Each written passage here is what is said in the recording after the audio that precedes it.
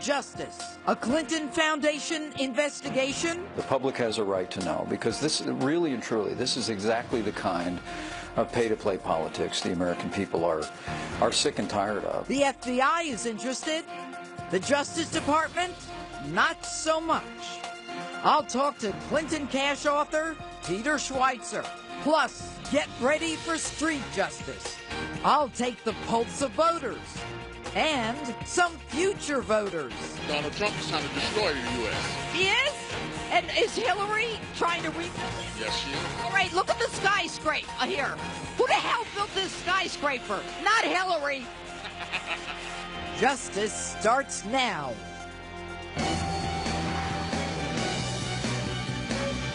Hello and welcome to a special Sunday edition of Justice. I'm Judge Jeanine Pirro. Thanks for being with us tonight. You know, newly released emails suggest the power of the State Department was used to show favoritism to the donors of the Clinton Foundation. And in case you missed last night's Justice, you'll hear my open and my take on those newly released emails later in the hour. But joining me now is the author of Clinton Cash and Breitbart News senior editor-at-large, Peter Schweitzer. All right, Peter, good evening. Listen, you wrote this book, Clinton Cash, well over a year ago, and we are now just finding out that some of the stuff that you wrote about in the book is being released by the State Department in emails as a result of a federal judge requiring the State Department to release information that previously they weren't willing to release. So what is the latest in terms of the information that we are learning about the Clinton Foundation and that relationship between the foundation and the State Department under Hillary Clinton? Well, Judge, I wrote in Clinton Cash about what I call the Clinton blur, and that is their blurring of lines between their private activities, some of them commercial, some of them are related to the Clinton Foundation, and the State Department. They were blurring them, and the problem, of course, is that ethics laws don't allow you to blur them. The emails that are now coming out as a result of the work of Judicial Watch and also Citizens United are confirming that contrary to the agreement Hillary Clinton made with Barack Obama, that there would be no overlap between the two, that indeed favors were done and access was given to Clinton Foundation donors by senior State Department officials. So this indicates the kind of pay-to-play that I wrote about in Clinton Cash. And you know, what's interesting, Peter, is that we would not have found out about this, that the MOU that was signed right before Hillary Clinton became Secretary of State, that she signed with Barack Obama, she swore that this was not the kind of thing that would happen. I'm curious as to whether or not, when Hillary handed over her emails that she said were work-related, whether or not the email that involved Cheryl Mills and the request for her email addresses that we just heard about was ever turned over. Do you know what the answer to that is? My understanding is that Judicial Watch is saying that these emails were not turned over and that this is just another number of emails to add to the long list that were not turned over. So, you know, Judge, to put this into perspective, Barack Obama, to his wisdom, required Hillary Clinton, before she became Secretary of State, to sign that memorandum of understanding you're talking about. We now know that two planks of that they completely violated. Number one, they said they were going to turn over all the names of all the donors on an annual basis to the Clinton Foundation. We now know that there's at least 1,100 that they have still not disclosed. So we still don't know who the names of all the people giving them money. And the second one is precisely this. She said there would be no overlapping of the two, and clearly that is happening in this new batch of emails. Complete violation of her agreement with Barack Obama. And you know what's interesting is, and I have the memorandum of understanding that was signed in December of 2008. I mean, clearly what the president wanted at that time was to make sure that there was no funny business. I mean, they pretty much anticipated that there would be, given the Clinton Clinton's history. I wonder if the president, forget about his expecting it, is upset now that he realizes that this was going on under his nose in his own State Department that was being used to involve favors for people like Gilbert Chagoury. Now, this guy's a money launderer, convicted of that in Switzerland. Tell us about him. Yeah, I mean, Gilbert Chagoury, and this shows and highlights the problem with the Clinton Foundation. We're all used to the fact that people on Wall Street will raise money for a politician. They want access and favors in return.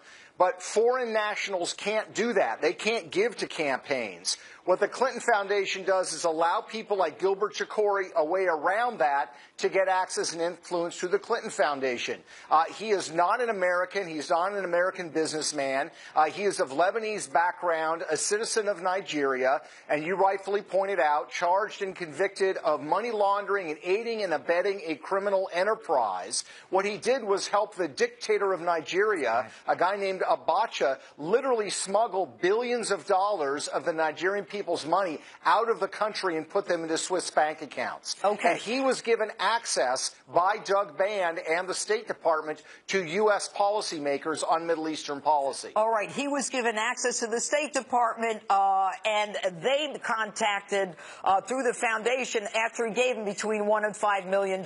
Clearly no wall between the State Department and the Clinton Foundation. Anyway, Peter Schweitzer, going to run on that one. Thanks so much for being with us. Great book. Everything you said is coming to fruition.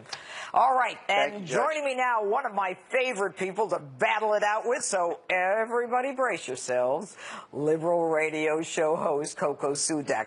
Okay, Coco, we now know from these newly released emails from the State Department that that wall that Hillary Clinton promised would be, you know, separate the foundation from the State Department wasn't a wall at all. In fact, it was probably a doormat so that you could walk in between the State Department. We've got this convicted felon, this Chagoury guy, who was introduced by Uma Abedin and Cheryl Mills to a U.S. ambassador. We also find out that there's a FOIA request for information that we didn't know about that would have disclosed the email system that Hillary was using, and they denied having one. Aren't you a little bit concerned about the uneasy relationship between money and the U.S. government as it relates to the Clintons? Judge, not in this case. I'm not at all. Thanks for having me on. Happy Sunday. Look, there was an absolute wall. Doug Band sent that email to Huma Abedin asking Huma Abedin to contact the ambassador on Chagoury's behalf. Chagoury is a Lebanese, was born in Lebanon, and contributes money to protect Christians in Lebanon. But here's the thing. Chagoury has not talked to Hillary Clinton since 2006, when she was a senator, not Secretary of State. Chagoury never talked to the ambassador, and nothing really ever happened, which is too bad, because what Chagoury was trying to do, according to everybody who knows really anything about this, he was trying to pass his insights along about the election in Lebanon and how to protect the Christians in Lebanon, which I think is a cause which you would appreciate. Well, let me tell you why you're wrong. Number one, this guy who is a convicted felon, who is known as a shyster, was supporting Michael Aoun, who is part of Hezbollah in Lebanon, number one. He has said that the money for the foundation was used for the people of Africa and not for the Christians of Lebanon, and that is a quote. And just so you know, he was contributing money to the organization for an event in Florida, so he didn't have to contribute to the Clintons up to $500,000. So the fact that Uma Abedin, just to put a cap on up to $500,000. So the fact that Uma Abedin, just to put a cap on this, is the one reaching out to an ambassador. She's the one on the private server, and this was not released through Hillary's emails. They hid it. You know and why? We found out about this through the State Department. The reason why it wasn't released on Hillary's emails is because Hillary Clinton was not a party to any of these emails. And those emails that she released were from her email list, from her emails. But let me tell you something. And so there's no reason why it should have been. But more importantly, let's look at this. You guys are convicting You guys are convicting the Clintons and going and scavenging for the evidence. The thing is, in this case, there was no pay to play. This was networking between people who know each other. He got the entree. The fact that they didn't meet is irrelevant. There was no entree. There was no communication. The entree is Doug Band says this guy's a big contributor. Uma Abedin says, I'll get right to it. They put Feldman and Shiguri together. And nothing happened. The only ones who say they didn't meet are the two of them. I don't believe a word they say because they said there was one. And by the way, you want to tell me why Uma Abedin is paid by the foundation and the State Department? Tell me why. Judge, that's the point. You're convicting the Clintons and going and finding the evidence. Yeah, that's what I do for a living. And even when the evidence is turned up, you don't believe it. Judge, you're a judge. You know that you look for evidence. Look, here's the great thing. What's going to happen is the Republicans are going to spend another couple of $100 million investigating the Clintons. Nothing's ever going to come of it. No. You're going to waste your time. No, the Republicans are going to waste taxpayer money. And the Clintons are going to continue to run the country. Let me tell you something. What you've got here is a woman who did not turn over these emails. There was a FOIL request for her email system, and Cheryl Mills says we don't have any information on that, and we would have found out about all this years earlier. Anyway, Coco Sudek, we had a good conversation tonight. Thanks for being with us. Have a great night, Judge. So which Republicans are supporting Donald Trump and which are not? Ohio Governor John Kasich says he has not made a final decision. And just a few days ago, a businessman who served with George W. Bush as Commerce Secretary, Carlos Gutierrez, joined a group of Republicans endorsing Hillary Clinton. Joining me now is David Avella, chairman of GOPAC and a Republican strategist. All right, good evening, David. What is wrong with John Kasich and the Bushes and Cruz and the rest of them who are saying they're not going to support Donald Trump? Who do they think they're hurting, or are they just sore losers or small people?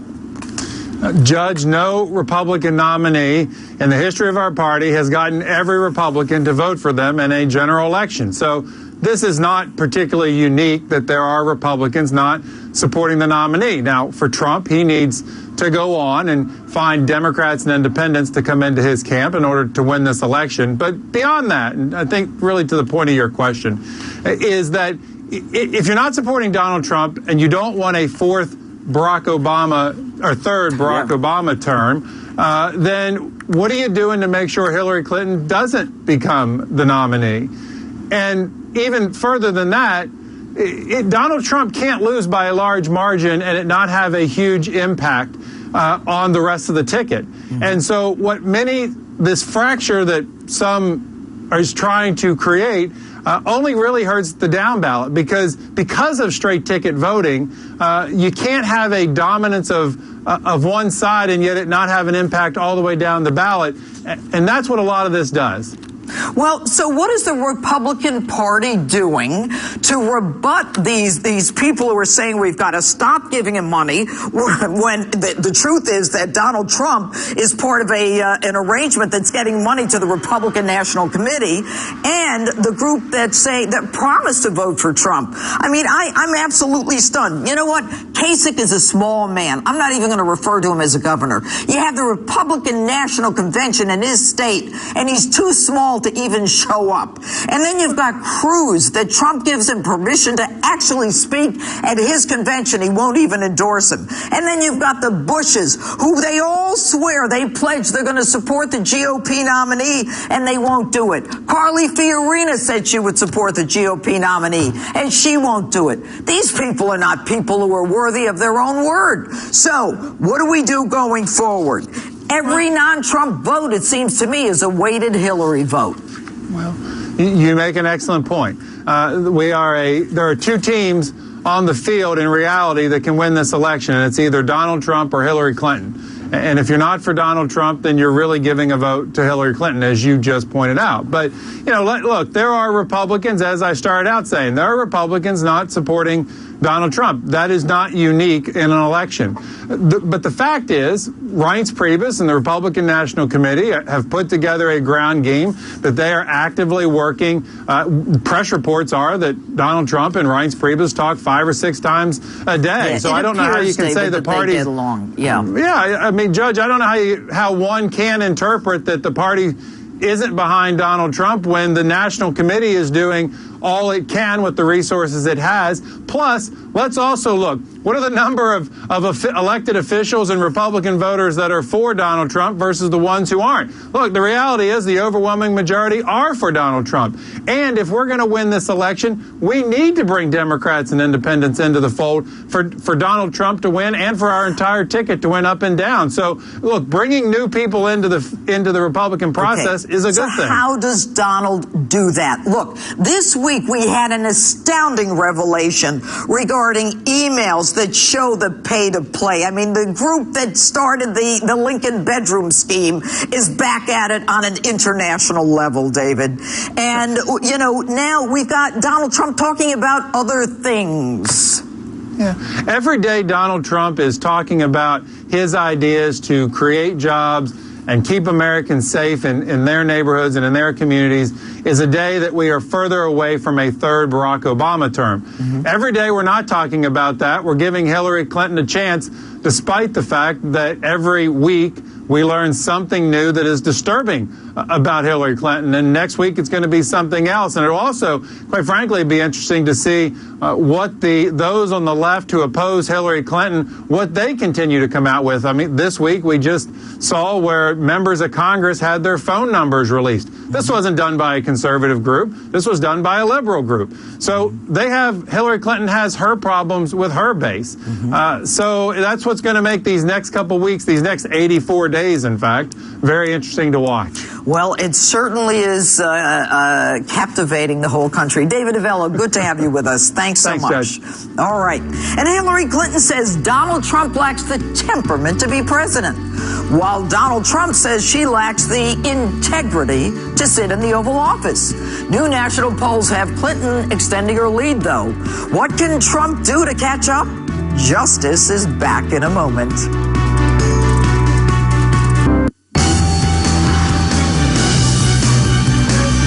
So Hillary Clinton's lead over Donald Trump in several national polls has widened in recent days, while a growing number of fellow Republicans have declared they will not support him. So what does Trump need to do to close the gap? Joining me now is Republican pollster Ed Goes. All right, Ed, good to have you back on Justice. I'm glad to be here. All right. I'm not even going to go over the polls. She's ahead of them. She had a bad week. An aggressive prosecutor could indict the woman. Now, she's winning this week, and he's behind. Why? Well, I mean, first of all, both these candidates had a 55% unfavorable rating when they got into this race. They're still hovering around that amount. Trump's a little bit higher in recent weeks. Hillary's at 53%. These numbers are baked in with the electorate. They are not going to change a great deal. They both have a very narrow bandwidth on how high they can go and how low they can go. Hillary's tends to be a little bit higher. Bandwidth is basically, if you look at all the averages of the polls this year, Hillary's never broken 50%. Right. She's never dropped below 43%. Trump has never broken 46%. He's never dropped below 39%. That is their bandwidth. If he is at the top of his bandwidth and she's at the bottom, he wins. What we're looking at right now is data where she's at the top, he's at the bottom, and you're looking at a much wider margin. And there was a time, Ed, when he was beating her in the national polls. But it seemed... He was. It was a very short period of time. And it was at the end of the convention. That's a yes, Ed. And the key point in that period of time was he was at the top of his bandwidth because he was getting as much support from Republicans as what Hillary was getting from Democrats. Okay, and he's losing Republicans, or is she gaining in Democrats? He has dropped with Republicans. All right, that's what I want to talk about, so hang on. Right. We had all these honorable men and a woman who promised to support the GOP candidate, and they have not. I call him a small man, John Kasich, couldn't even show up at the Republican National Convention that benefited his state of Ohio because he was delusional enough to believe that he was going to be the candidate for president. Then you have Cruz, who's offered the opportunity to speak at the Trump convention, and he doesn't even endorse him. Carly Fiorina won't endorse him. The Bushes won't endorse him. And then we've got these letters this week, an open letter to Reince Priebus, don't fund his campaign, and the national security. what is this about? Well, Judge, we're going to have to just agree to disagree in terms of John Kasich. He's an honorable man. I think the point is, I talk about the surveys. No, he said he would support the GOP candidate. And he didn't. There's a lot of talk about that, Judge, but those candidates came back at a later debate, and every one of them said that they were stepping back from that, including Donald Trump. So you make a promise and say I'm stepping back, and you're still honorable? I don't want to get into that with you, Judge. I'm a pollster. When I say that he has dropped with Republicans, we're not talking about the names you're talking about. We're talking about everyday Republicans that are watching Donald Trump out there and fell away from supporting him because they didn't like what they were saying. Not because what these other people were saying, but what he was saying.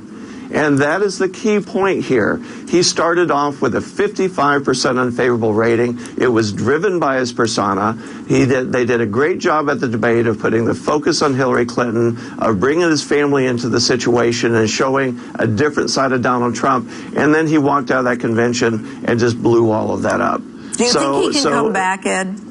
Yeah, I think he can come back, but he needs to understand that what drives his negatives are his persona. If he wants to run a rough campaign, get other people to do that. Stay focused, be presidential. He seems to understand it. He said it a half a dozen times over the last 6 months. I can be more presidential. There are Republicans out there that want to see it because they want to support him, but they're not saying it. All right, Ed Goes, thanks for joining us tonight.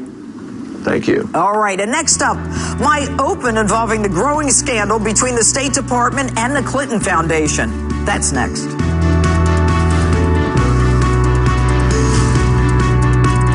Headquarters, I'm Robert Gray. The National Guard now on call in Milwaukee. The Guard was called into service by Wisconsin Governor Scott Walker following a night of protest after police shot an armed man during a foot chase. Several buildings and cars were set on fire during those protests. Police say body camera footage shows the suspect turned towards officers with a gun in his hand when he was shot. That footage has yet to be released to the public. Flooding in Louisiana, leaving at least 4 dead, with more than 7,000 rescued this weekend. Days of heavy rain dumping nearly 2 feet of water in some areas. National Guard working around the clock to help. The governor warns the problem is not over yet and is asking people to not go outdoors. I'm Robert Gray. Now back to Justice with Judge Jeanine. Ethical federal judge that we found out why this week. Why? Because Bill and Hillary Clinton are the Bonnie and Clyde of American politics. A lawyer, no less, one experienced many times over in the ways of Washington, risk placing classified information, our live assets, the placement of satellites, drones, and our most secret plans on an unprotected, non-government, non-capturable server. Why would she violate federal regulations upon which she was schooled just before she became Secretary of State? Not to mention, violate federal criminal laws that would put her in jail. She's too smart to do that. Why would she take the time to make the effort to hide, destroy, and delete 33,000 emails? Now we know. She did it for the most selfish of reasons, the oldest of motives.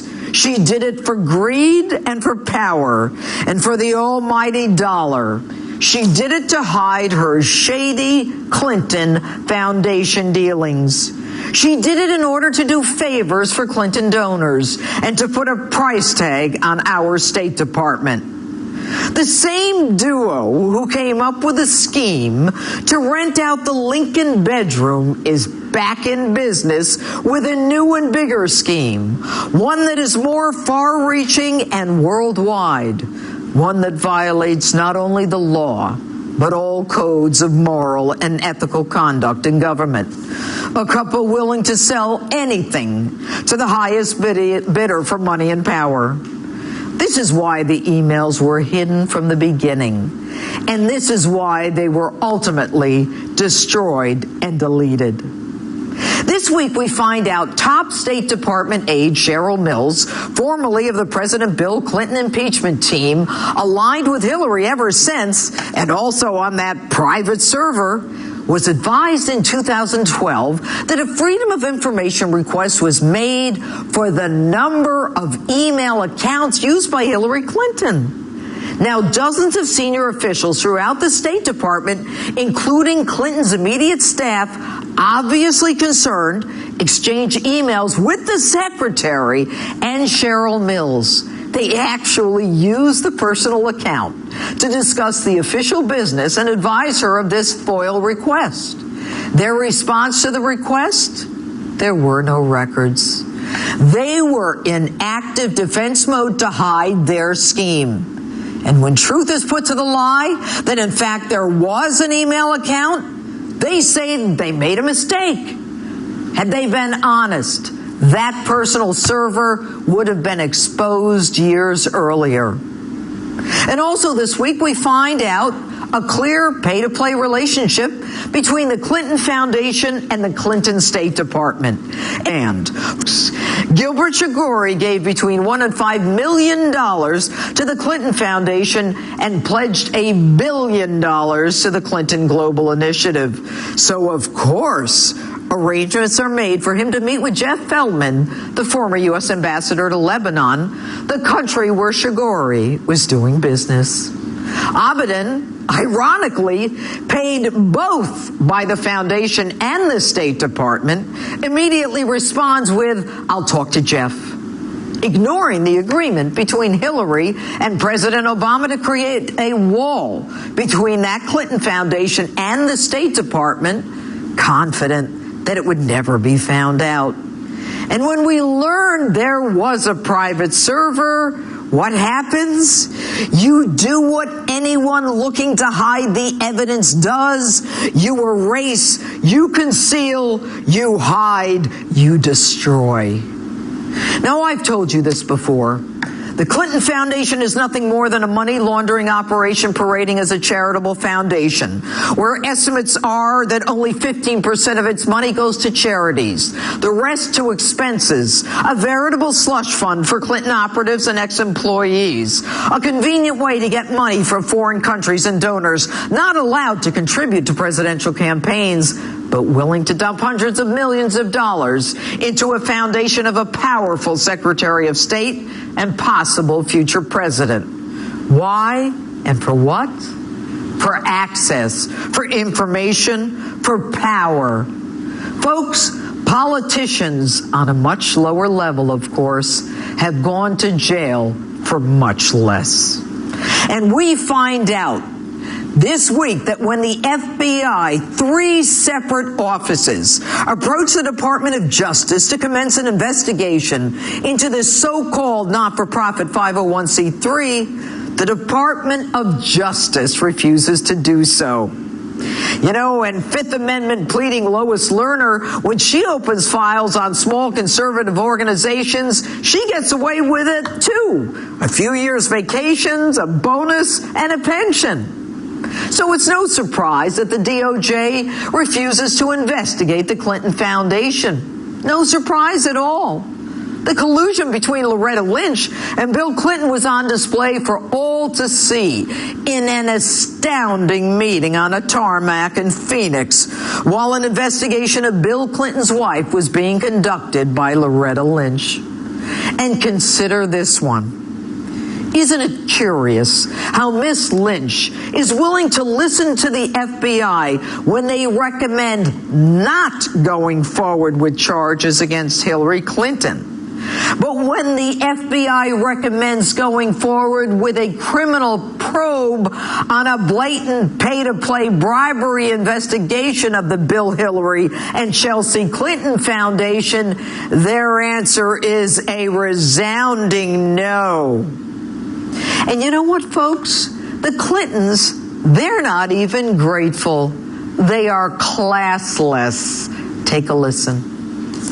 The FBI director said when he testified before Congress, he had to amend his previous day statement that she had never received any emails marked classified. They saw 2 little notes with a C on it. This is the biggest load of bull I ever heard.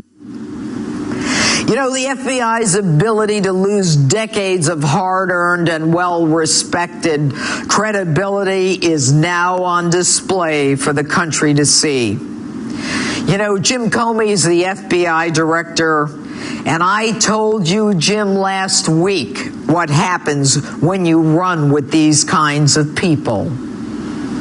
Jim, you're running with dogs, and you know better than I that when you lie with dogs, expect to get fleas. Jim, listen to that comment from Bill Clinton. Jim, my friend, you deserved it. When we come back, Donald Trump's newest attacks on the media. Is that a good strategy or a distraction that will cost him? Plus, every story, every 15 minutes. Fox News headlines 24/7, Channel 115. Donald Trump is tweeting more complaints against the news media. He says media reports don't show the crowd size at his rallies, and they put false meaning to his words. Joining me now is pollster Lee Carter. Here's a tweet from Trump attacking the media. He says it's not freedom of the press when newspapers and others are allowed to say and write whatever they want, even if it's completely false. All right, Lee. You know what I think is interesting? I mean, and we can go through the numbers. Donald Trump is not doing well. And what is it, the last couple of weeks that his numbers have been dropping? The last 3 weeks, he's had really, really bad showings and numbers, especially in some key swing states where he really needs to start getting a hold of himself. He's doing the best in Iowa, Ohio, and Florida, but he's still 5 points behind there. So he really has to turn things around. All right, so let's talk about what I see as the external events that are causing those numbers to go down. Now, the New York Times has a headline, I think we have it here, that is about inside the failing mission to tame Donald Trump's tongue. You know, that's kind of an incredible headline. You know, they could just as easily have said inside the failing mission to tame Hillary Clinton's ethics, but you don't see that. And then, you know, when he says that, you know, they don't report on the size of his rallies, I mean, you know, I think it was just yesterday in Connecticut, and yeah, there it is in Connecticut. Look at that. And, of course, you know, in Pennsylvania, these huge rallies, Pennsylvania, of course, being a very much contested state, and yet all we're hearing the press talk about are the meaning that that they interpret Donald's words. Is this a different kind of election? It is a very different kind of election. And look, Donald Trump is not helping himself. He needs to clean up his act and get out of the news with things that can be helped. There are things that he can't help. The media is biased against him. There's no question. But he's hurting himself in many, many instances. But when you look at the size of his rallies, when you look at the level of enthusiasm that's still around him, he has the opportunity to turn things around. Certainly he can talk about how things are unfair in the media, but he shouldn't be focusing all of his attention here. I always say when you're reacting, you're not acting. And when Donald Trump is at his best is when he is acting, when he's talking about making America great again, when he's talking about the economy, when he's talking about jobs, when he talks about taking on the establishment. He can complain about things, but he needs to do it more broadly, not make this so personal and seem like everything's getting under his skin. But Lee, on Monday, he gave a great speech on the economy. And tomorrow he's going to give a speech on foreign policy, ISIS. And when he does this, no one talks about it. Hillary Clinton had a horrible week. We saw that there is literally no wall between the Clinton Foundation and the State Department under Hillary Clinton. There are more emails to come. This week we're going to get more information about the interview that she had with the FBI. You know, the one that there was no transcription, there was no tape recording. You know, all of this horrible stuff, the press is not focusing on it. So, I mean, you know, Donald Trump can do what he's supposed to be doing, and yet we've got all of these external things that are going on that are being played over and over and over again. So, you know, Donald Trump reacts to an audience. The energy is inescapable. I've been in some of those rallies with 20,000 people. It's just he doesn't need to give any meat to the people who are trying to fight him. And that's what he's doing, because there needs to be airtime given to these things. All of the things that you mentioned that Hillary Clinton went through this week got zero attention, in large part because Donald Trump had been giving them other fodder that was filling up the airtime, and it should not have happened. He made mistakes, and he's got to move back to where he is. The economy speech was an excellent speech. Tomorrow he's going to be talking about national security. He needs to focus on that. There is a strategy at play, and there's no question about it, that the DNC and Hillary Clinton, everybody is trying to bait him into getting him off message and getting him down these rabbit holes, and it's working right now. He needs to not take the bait, and if he wants to fight these fights, his surrogates and other people should be doing it for him, and he should be focused on the things that matter the most, the things that resonate the most that he's doing, like when he talked about the economy, tomorrow when he talks about national security, and he needs to stay focused. One of the biggest criticisms that we hear voters say is that I'm worried about him because he's so thin-skinned. He needs to show us, and he needs to show the voters that he's not. Thanks so much for being with us tonight. Great to be here. And we've got more on Donald Trump and Hillary Clinton. I took to the streets of New York City to get your thoughts on both nominees. This week, I hit the streets of New York to ask people who they're voting for and why they aren't voting for the other person. Take a look. Here we are in the Jewelry District of New York City. But everybody here is a Trump fan, though. Oh, good to know. What are you going to do about Trump? What's he got to do to get the numbers up? Open his big mouth, that's it, and tell the truth. I don't really trust him, so if he could be straight up and honest. It doesn't matter what stance he seems to have on something, you're going to find tape or voice of him being the exact opposite somewhere around the, over the years. But who's better at that than the Clintons? Well, see, and that's where we get into the system where I'm so turned off about it. That's what she thinks of the presidential candidates. Yeah, miserable. Who are you voting for? See that ring? I want that ring. How much is that ring?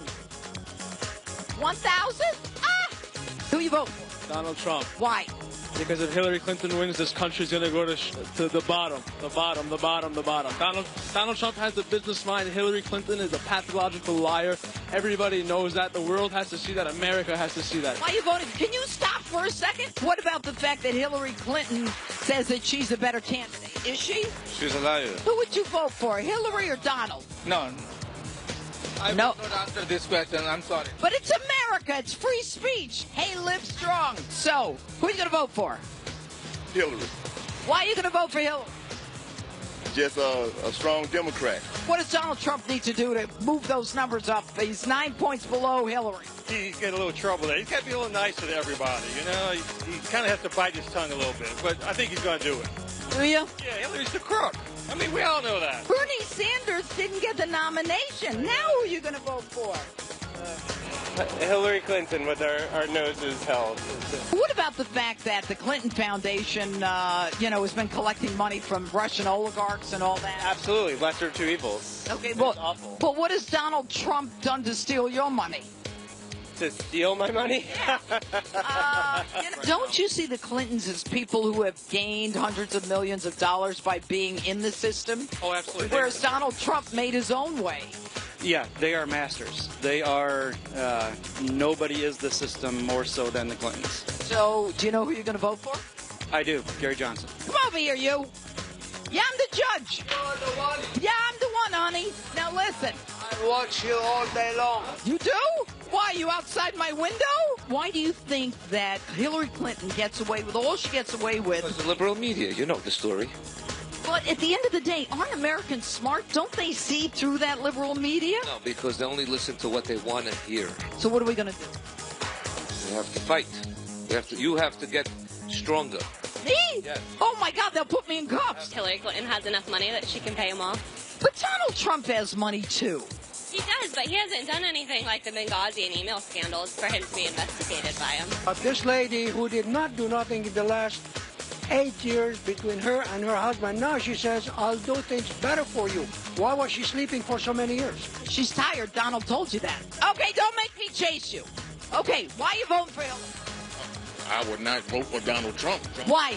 Donald Trump is trying to destroy the U.S. He is? Yep. And is Hillary trying to rebuild it? Yes, she is. All right, look at the skyscraper here. Who the hell built this skyscraper? Not Hillary.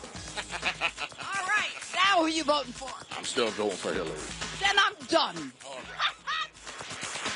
That's it for us tonight. Thanks so much for watching.